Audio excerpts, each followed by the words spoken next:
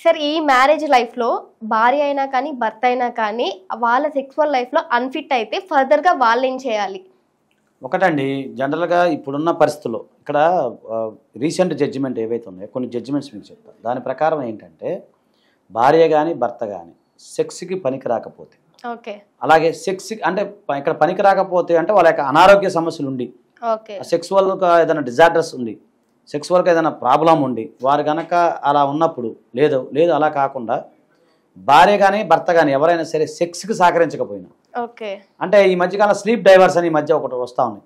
అంటే sleep divorce అంటే ఆ పేరు మామూలుగా చెప్తున్నాం, అంటే భార్య కానీ భర్త కానీ ఒకే రూమ్లో ఉంటారు, ఒక గదిలోనే ఉంటారు, ఒక రూమ్లోనే ఉంటారు, ఒక బెడ్ మీద ఉంటారు, కానీ వాళ్ళ మధ్య అలాంటి శారీరక సాంగత్యం ఉండదు, వాళ్ళ మధ్య అలాంటి శారీరక సంబంధం ఉండదు.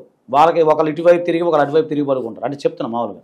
దీని స్లీప్ డైవర్స్ అనే కల్చర్ అనేది రోజు రోజుకి పెరిగిపోతూ ఉంది. సో దీని ద్వారా ఏంటంటే చాలామందికి ఈ కల్చరు, మన భారతదేశంలో ఉన్న కల్చరు, ఇప్పుడున్న స్ట్రెస్ కానీ, అలాగే వాతావరణ పరిస్థితులు కానీ, ఆ ఉన్న మానసిక స్థితులు కానీ, శారీరక స్థితులు కానీ వాళ్ళకి కొన్ని ప్రాబ్లమ్స్ వస్తూ ఉన్నాయి. అలా కాకుండా వ్యక్తిగతంగా కనుక కావాలని చెప్పి భార్య కానీ భర్త కానీ ఎవరైనా సరే సెక్స్కి కనుక విడిగిడిగా ఉన్నట్లయితే, నాకు వద్దు అని విముఖత అంటారు, అంటే ఇష్టం లేకుండా ఉన్నట్లయితే దానికి it leads to cruelty ground అని చెప్పి కొన్ని జడ్జిమెంట్స్ ఉన్నాయి. దాని ప్రకారంగా అదే బేస్ చేసుకొని కూడా ఆటోమేటిక్గా మనం క్రూయల్ గ్రౌండ్ మీద డైవర్స్ పొందే అవకాశం ఉంటుంది. సో వాళ్ళకి ఏదైనా పర్సనల్గా ఇప్పుడు హెచ్ఐవి ఇలాంటి డిసీజెస్ ఉంటే కనుక ఏం చేయాలంటారు మరి? అది చట్టంలో క్రిస్టల్ క్లియర్గానే ఉందండి.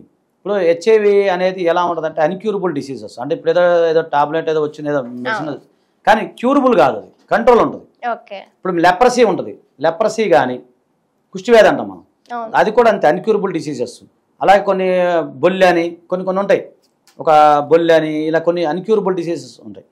సో వాటికి ఏంటంటే లైఫ్ లాంగ్ మందులు వాడటమే తప్ప అర్థమవుతుందండి, క్యూర్ అనేది ఉండదు. సో అలాంటి అన్క్యూరబుల్ డిసీజెస్లో ముఖ్యమైన హెచ్ఐవి కానీ, వెజినల్ డిసీజెస్ ఉంటాయి, అవి కానీ లైంగిక సంబంధించిన వేరే డిసీజెస్ కానీ. సో ఇవన్నీ కూడా ఏంటంటే దాని ద్వారా భార్య కానీ భర్త కానీ ఎవరైనా సరే ఎవరికున్నా కూడా అది బేస్ చేసుకొని మీరు డైవర్స్ పొందే అవకాశం ఉంది.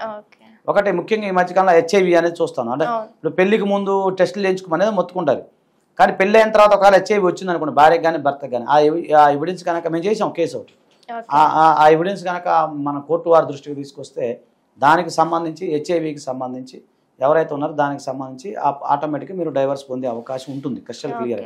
కాకపోతే ఇవన్నీ మెడికల్ సంబంధించిన నాలెడ్జ్ కదా, మెడికల్ సర్టిఫికేట్లు ఇవన్నీ కూడా చూసుకోవాలి, టెస్టులు ఇవన్నీ ఉంటాయి, అప్పుడు మనం దానిపైన కూడా డైవర్స్ తీసుకోవచ్చు, అది కూడా ఇబ్బంది లేదు. సార్ వాళ్ళకి కనుక పిల్లలు పుట్టకుండా ఉండి మేల్కి కానీ ఫీమేల్కి కానీ పర్సనల్ హెల్త్ ఇష్యూస్ ఉంటాయి, అంటే లైక్ వాళ్ళకి అంగానికి సంబంధించి కానీ వీళ్ళకి ఏమన్నా లేడీస్కి, అలా అయితే ఏం చేయాలంటారు వాళ్ళు ఫర్దర్గా? ఈ మధ్యకాలంలో జనరల్గా ఏంటంటే అంగస్తంభన లోపం ఎక్కువ జరుగుతుంది, ఎలక్షన్స్ అనేవి జరుగుతూ ఉన్నాయి. ఇప్పుడు మేము చేసాం ఆ కేసులు కూడా మా దగ్గరికి వస్తుంటాయి. జనరల్గా ఏమవుతుందంటే ఈ ఎరెక్షన్ ప్రాబ్లం ఉన్నప్పుడు అతను జనరల్గా కొన్ని ట్రీట్మెంట్ ఉంటాయి, అంటే అందులో డాక్టర్ సర్టిఫికేట్ ఇస్తాడు, అంటే కొన్ని చిన్న లోపాలు ఉంటాయి, మానసిక ఒత్తిడి కానీ కొన్ని ఈ ఇప్పుడు శారీరకంగా ఎవరు కూడా కష్టపడట్లేదు కదండి, అందరూ కూడా ఏంటంటే కూర్చొనే జాబులు అయిపోయినాయి. సో శారీరకంగా కష్టపడే హార్డ్ వర్క్ లేదు. సో అలాగైనా జరిగినా ఉన్నా కూడా డాక్టర్ గారు దాన్ని సర్టిఫై చేస్తారు. మేము ఏంటంటే మేము కేసు చేసాం, ఒక మహిళ ఏంటంటే భర్త పైన కేసు వేసారు, ఏంటి అతను ఇంపార్టెంట్, అతనికి సెక్సువల్ లేదు అని చెప్పి.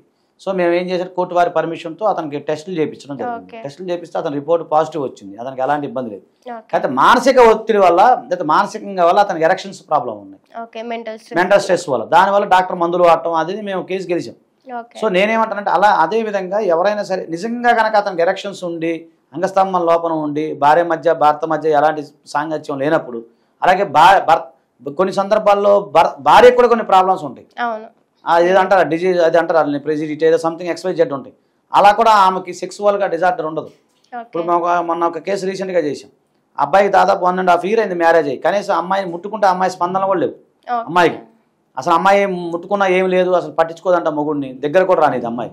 ఏంటంటే అమ్మాయికి భయం ఏంటో తెలియదు, శారీరక లోపాలు అంటే డాక్టర్ని పరిశీలిస్తే అన్ని బాగానే ఉన్నాయి, కానీ వాళ్ళిద్దరి మధ్య సాంగత్యం లేదు. చాలా మంది ఏంటంటే పెళ్ళి అయిన తర్వాత మహిళల దగ్గరకు రానివ్వరు పురుషుల్ని, సో అన్ని ప్రాబ్లమ్స్ ఉంటాయి అలాగా.